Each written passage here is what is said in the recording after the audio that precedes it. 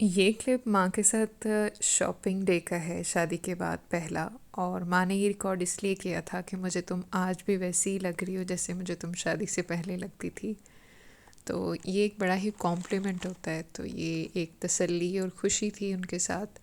सो ये छोटी छोटी सी चीज़ें हम लोग शॉपिंग करके आए थे। बेसिकली हम लोगों को ये कंटेनर्स चाहिए थे।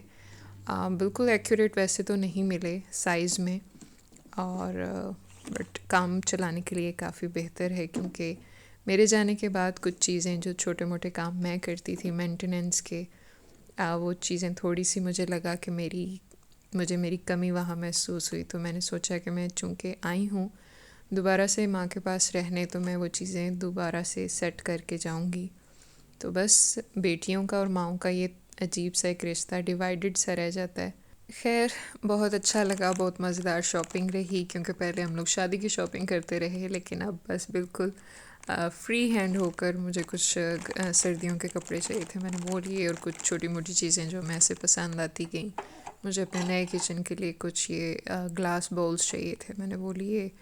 और कुछ ये धागे थे खेस वगैरह पे लगाने थे, वो टसल्स बना के।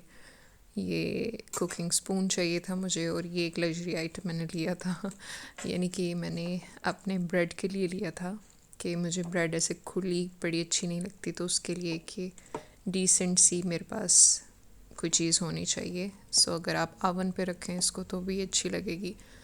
सो लिड के साथ ये, और दूसरा मुझे यहाँ पे वो मॉइस्चराइज़र लाना याद नहीं रहा था, तो टेम्प्रेरी सा मैंने ये लिया था, but it is worth buying it. बहुत अच्छा है, 200-300 का था, बट बहुत अच्छा है। ये कैचर और नेल पेंट पर्पल नहीं था मेरे पास।